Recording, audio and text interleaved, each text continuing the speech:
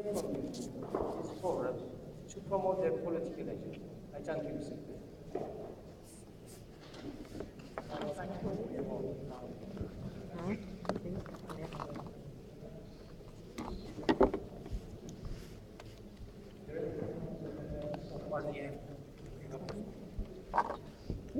Merci, Monsieur le Président.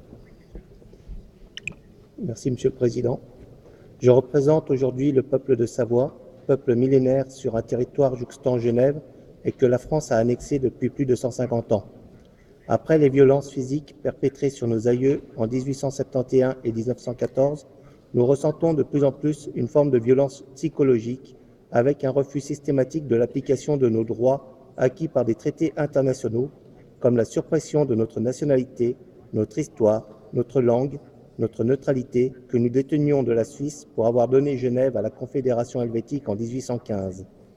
Cette violence psychologique est partout présente en Savoie, car les autorités refusent la reconnaissance de notre drapeau offert par Malte en 1147 pour service rendu, nous interdisent d'honorer nos morts lors de cérémonies commémoratives comme le 11 novembre.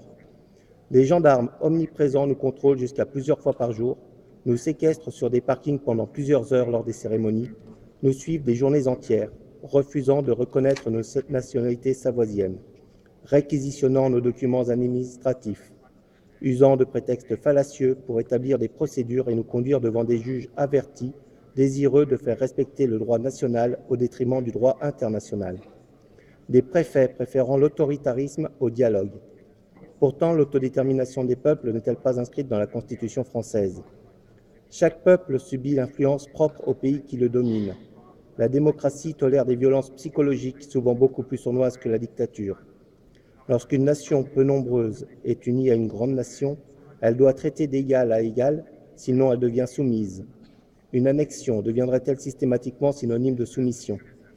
Afin de mieux servir les minorités, les Nations Unies devraient définir le mot peuple ou permettre à ceux reconnus par l'UNPO de devenir membres observateurs de l'ONU et ainsi permettre aux minorités d'obtenir une protection internationale afin d'éviter toute dérive physique ou psychologique et permettre la création d'un processus en 3 parties pour son autodétermination. La reconnaissance de la minorité, l'appréciation des revendications de la minorité et un arbitrage entre la minorité et le pays ou le peuple dominant. Il n'y a ni grand peuple ni petit peuple. Il y a des peuples et la reconnaissance de chacun d'eux est le seul moyen de les faire coexister. L'intégration n'est pas une renonciation du passé, mais l'acceptation d'un futur commun, construit en commun et non par la prise de pouvoir de l'un sur l'autre. Et si l'intégration n'est pas possible, alors la séparation doit être la solution, car la finalité doit toujours être le respect de l'autre. En conclusion, comment un État peut-il être membre des Nations Unies lorsque des articles de sa Constitution sont contraires à la Charte des Nations Unies?